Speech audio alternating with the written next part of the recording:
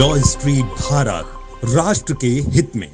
नमस्कार। आज का ये इंटरव्यू बहुत ख़ास है क्योंकि आज जो मेहमान हमारे साथ जुड़े हैं वो भी बहुत ख़ास हैं। उनका नाम किसी भी पहचान का मोहताज नहीं है और ख़ासकर आज हम जिन मुद्दों पर उनसे बात करने वाले हैं, उनमें उनकी राय जानने वाले हैं, उससे आपको समझ में आएगा कि देश में जो कुछ मुद्दे चल रहे हैं उसको संविधान की नज़र से, संविधान की समझ से अगर समझा जाए तो बात कितनी गंभीर और कितनी संजीदा होती है। हमारे साथ हैं सुप्रीम कोर्ट के सीनियर एडवोकेट राकेश द्विवेदी जी जुड़े हैं। सर, लॉ स्ट्रीट भारत से जुड़ने के लिए बहुत बहुत धन्यवाद। नमस्कार सर।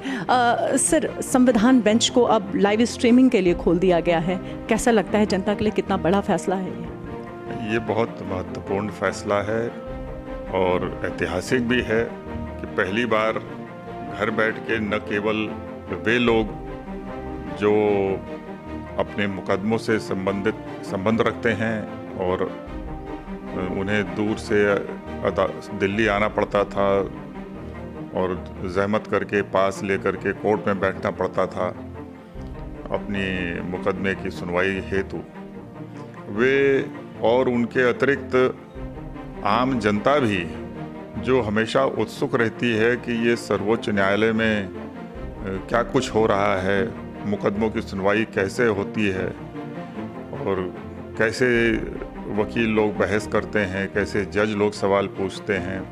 तो अब ये एक पूरा जो सर्वोच्च न्यायालय में प्रक्रिया है वो पूरे देश के सामने होगी। ट्रांसपेरेंसी पूरी होगी, आपकी बात सही है, लेकिन वकीलों में और जजों के ऊपर भी जो नज़र है जनता की वो पड़ रही है, तो उनके ऊपर भी कुछ जिम्मेदारियां बढ़ जाएगी। तो ये जो जिम्मेदारी बढ़ेगी वो सकारात्मक उसका प्रभाव होगा। उसका कारण ये है कि जब एक बंद अदालत में, जिसको कि हम अब तक खुला कहते हैं कि खुले रूप में बहस होती है, मगर वास्तविकता देखा जाए तो जो अदालत में मौजूद है वही उसको सुनते हैं, समझते हैं। तो अब जबकि ये लाइव स्ट्रीमिंग हो रही है महत्वपूर्ण मामलों में, जिसके लिए पूरा देश जानना चाहता है कि क्या हो रहा है, वो वकील भी ये जागरूक रहेंगे कि उन्हें अच्छे ढंग से बहस करना है और अपनी बात को अच्छे ढंग से रखना है। तो जो मीडिया में, सोशल मीडिया में भी ये बात आ रही थी कि टिप्पणी जो है जजों द्वारा वो ज़्यादा होती है, उसको लिखित में होना चाहिए, इस तरीके से भी मांग उठने लग गई थी। हाँ, तो जज लोग भी, यानी जो व्यवहार होता है वकील का और जज का, उसमें हम समझते हैं कि सुधार आएगा, बेहतरीन ढंग से, अच्छे ढंग से बहस होगी और सवाल जवाब होंगे, तर्क होंगे, तो इसका अच्छा प्रभाव पड़ना चाहिए। तो राकेश द्विवेदी जी, स्वागत करते हैं इस तरीके की जो लाइव स्ट्रीमिंग है सुप्रीम कोर्ट में शुरू हुई है। उनका कहना है कि इससे जो प्रभाव है जनता के बीच वो अच्छा पड़ेगा, अंदर की सारी चीज़ें बाहर, ट्रांसपेरेंसी जो है वो पूरी खुलकर आएगी। जैसे कि मैंने इंटरव्यू की शुरुआत में भी कहा था कि एक खास इंटरव्यू रहेगा क्योंकि इसमें जो हम बात करेंगे उसमें जो संविधान के जो इतने बड़े जानकार हैं उनकी क्या सोच है, क्या राय है उस विषय में, ये एक आम जनता को सुनने और समझने का मौका मिलेगा। सर, एक मुद्दा और है, ओवैसी साहब कह रहे हैं बैन कर दिया गया है PFI को और ये बिल्कुल भी असंवैधानिक है, क्या ये सही है?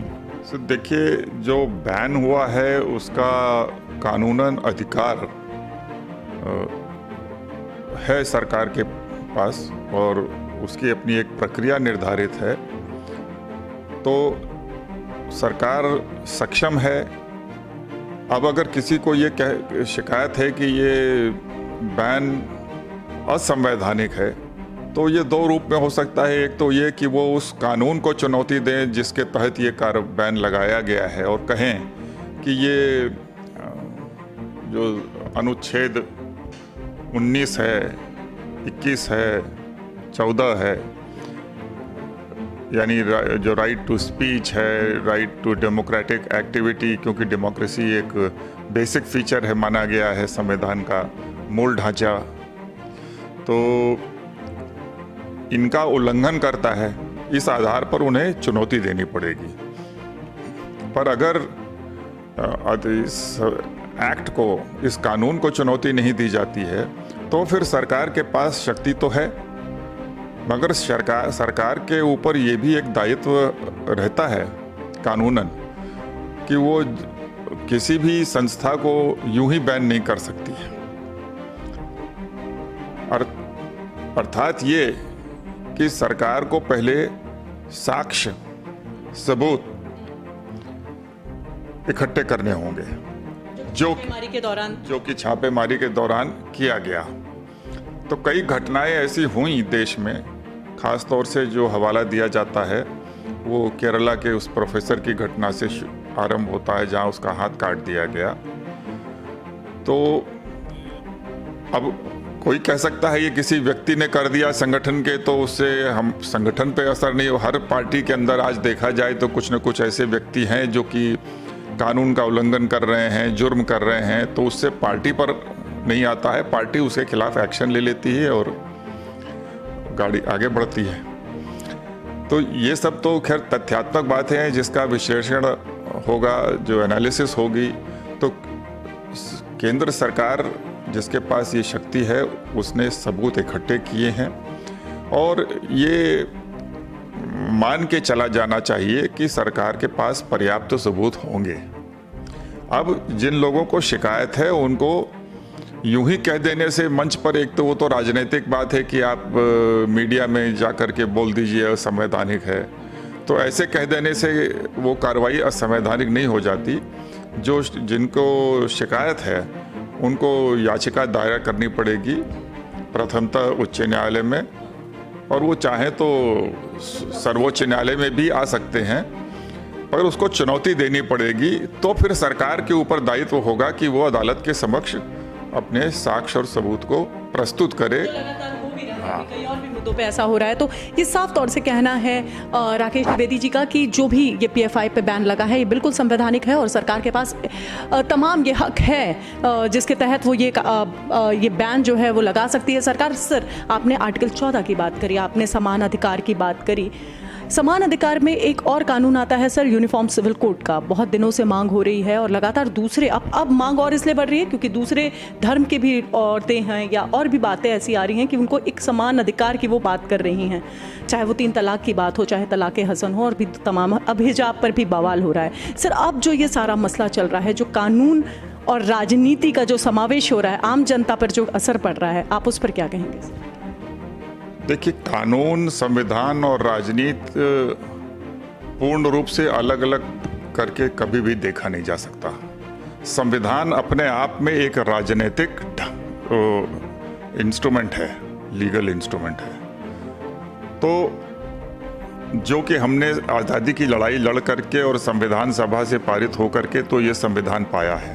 तो ये एक पॉलिटिकल डॉक्यूमेंट है। ये जो हमारे मूल अधिकार हैं वो हमारे राजनीतिक अधिकार हैं। तो फ्रीडम अपने आप में एक पॉलिटिकल चीज़ है। तो हम जब लोग कहते हैं कि ये राजनीति का वो है, समावेश है, या उसका, ये इस तरीके से देखना उचित नहीं होगा। और राजनीतिक शब्द कोई अपने आप में अपशब्द नहीं है।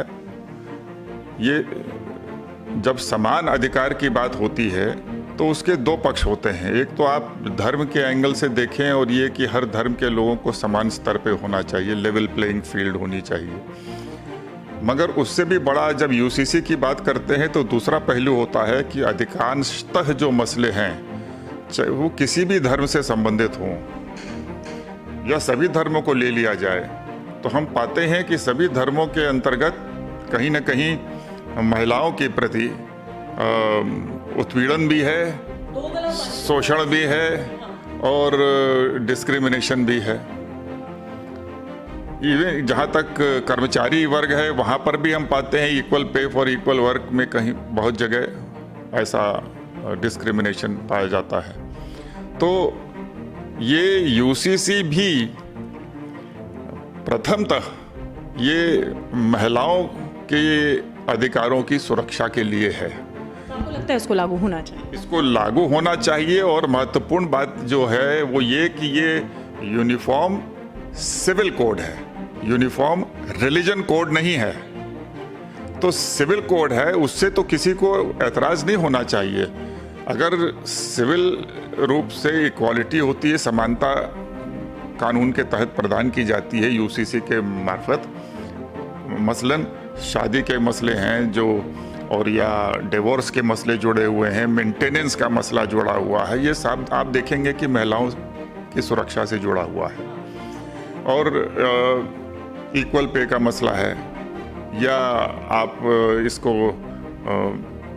विभिन्न पक्ष, जहाँ तक सक्सेशन का सवाल है, आज भी अगर हम देखें तो जो ज़मींदारी विनाश कानून हर प्रांतों ने बना रखे हैं, तो रूरल एरिया में जो लागू होते हैं खेती संबंधित ज़मीन और संपत्ति के संबंध में, तो महिलाओं को वहाँ पर अभी समानता नहीं दी गई है, जबकि शहरी संपत्ति के संबंध में उनको कोपार्सनर डिक्लेयर कर दिया गया, जहाँ तक हिंदू धर्म के लोगों का सवाल है।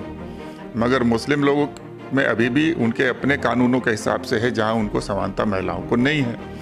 तो इसलिए ये महिलाओं की सुरक्षा का, उनके अधिकारों की सुरक्षा हेतु तो उनको ये अधिकार प्राप्त हो सके, इसलिए यूनिफॉर्म सिविल कोड नितांत आवश्यक है। और किसी को कोई घबराने की इसमें ज़रूरत नहीं है, क्योंकि ये धर्म पर या उनके कल्चर पर अटैक नहीं करता है।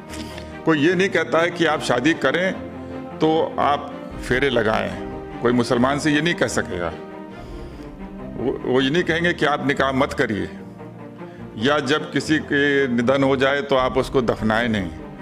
तो बहुत से ऐसे डाइवर्सिटी है देश के अंदर, धर्म है अलग अलग, पारसी अपने ढंग से करते हैं, तो वो उस पर नहीं दखल करता है, ये उसमें कोई भी प्रभाव नहीं डालता है। तो ये यूनिफॉर्म रिलीजन कोड नहीं है, किसी को घबराने की ज़रूरत नहीं है। पर लोग राजनीतिक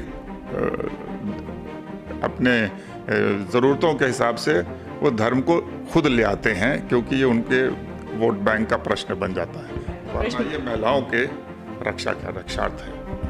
हालांकि लॉ स्ट्रीट भारत कई साल से एक देश एक कानून व्यवस्था पर बात कर रहा है। देश के बड़े बड़े संविधान के जानकार भी ये मानते हैं, इस बात को ऑन कैमरा ये एक्सेप्ट करते हैं कि ये देश के लिए एक अच्छा कानून होगा। बावजूद इसके अभी इस कानून को बनने में अभी लड़ाई लंबी है, बात लंबी है। सर, महिलाओं के हक की बात करें या बच्चों के हक की बात करते हैं, एक देश एक शिक्षा व्यवस्था, समान शिक्षा, इस पर क्या राय है सर, आप क्या कहेंगे?